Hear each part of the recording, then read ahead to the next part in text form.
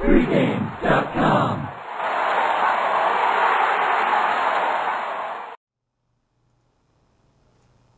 Wednesday night NBA action. It's the New York Knicks traveling to play Philadelphia. I'm Marco D'Angelo. I'm joined by Stephen Nover.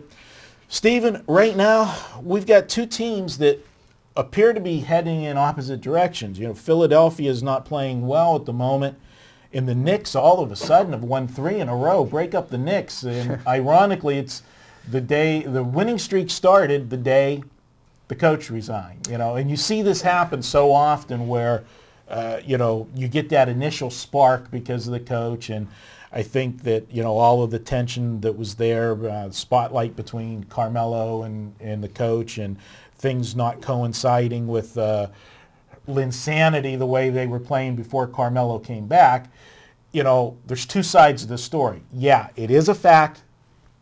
When Carmelo come back, this team did not play well. Also, they played a very tough stretch of games when he came back. You got to look at the competition that they played during that stretch too. What do you make of the Knicks right now, their situation?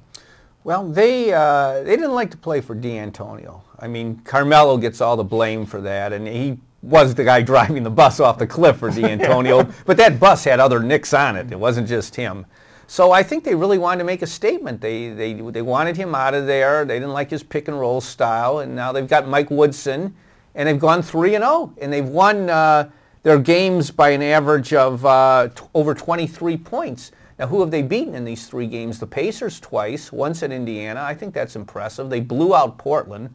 Portland, terrible road team. Portland's got problems. Yeah, they've kind of blown up their season, but. So they've been impressive, and Woodson maybe is a better fit.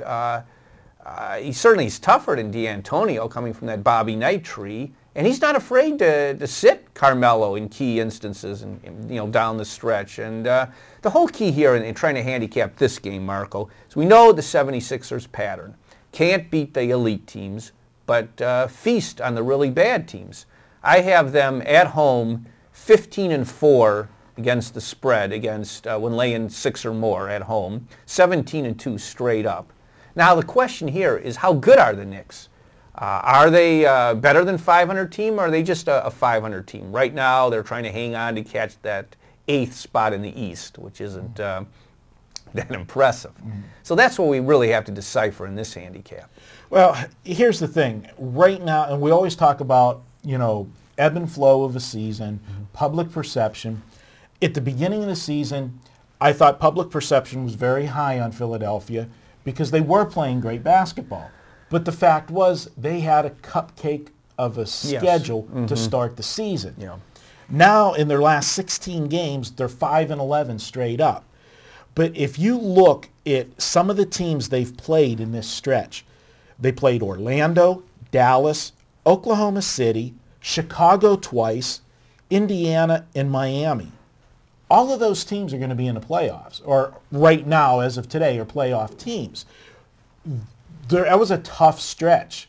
So, yeah, they didn't perform as well when they stepped up in company, but I don't think they're as bad as now the public perception has overreacted. At the beginning of the season, there was a premium on them. Now I think it's done a complete reversal, and I think there might actually be some value with Philadelphia. And I think now that the Knicks have this little 3-game winning streak, they're going to start to get a little bit of love, and they're going to blame it that it was on the coach, and Carmelo's all happy and playing.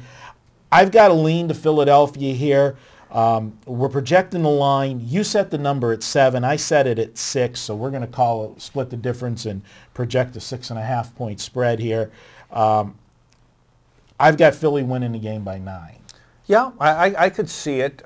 Philly's built this fabulous spread record at home against bad teams, in part because of, I think, a misperception.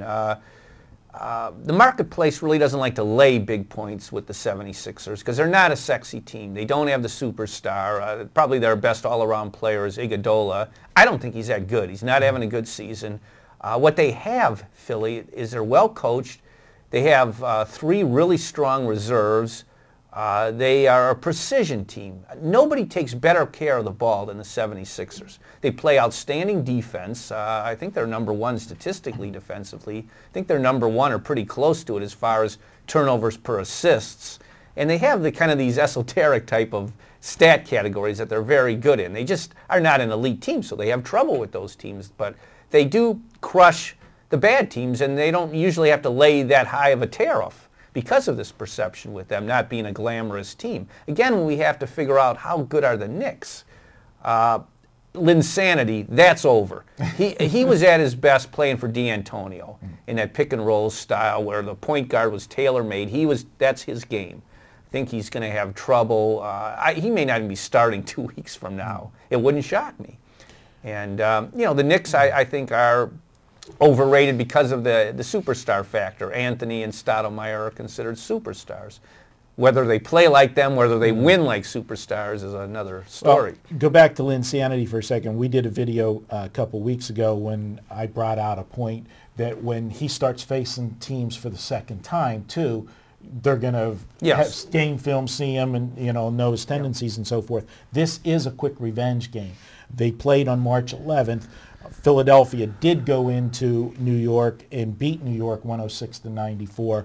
So I just like Philadelphia here. And you did say that one of the keys, if you want to go X's and O's here, Philadelphia plays great defense. I agree with you 100%.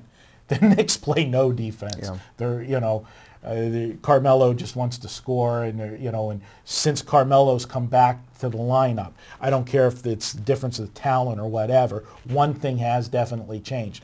The Knicks score more, but they give up a lot more points since he's been back, and I just think Philadelphia is a little bit underrated right now, and New York, might be a little bit because of the name factor and everything. Linsanity, Carmelo, the winning streak, coach fired. I'm going to go with Philly by 9. It's not a super strong play, but I like Philly by 9. Any closing thoughts before we wrap it up? Certainly you can't fault Mike Woodson up to this point, 3-0, but maybe the Knicks should have hired Jim Boeheim as their coach, because who's the only coach that's ever won with Carmelo? There you go. All right. Well, he's Steven Nova. I'm Marco D'Angelo. We're going to go with Philadelphia. I'm going with Philadelphia by 9. Watch what that line comes out on Wednesday. And we're going to be back. We've got college basketball. We're bringing the big guy in out of the bullpen for the next video for basketball. We're going to Thursday, Sweet 16 with Brian Leonard. Steven, I don't think I've ever used the word sweet and Brian Leonard in the same sentence, but coming up next, you're going to get it.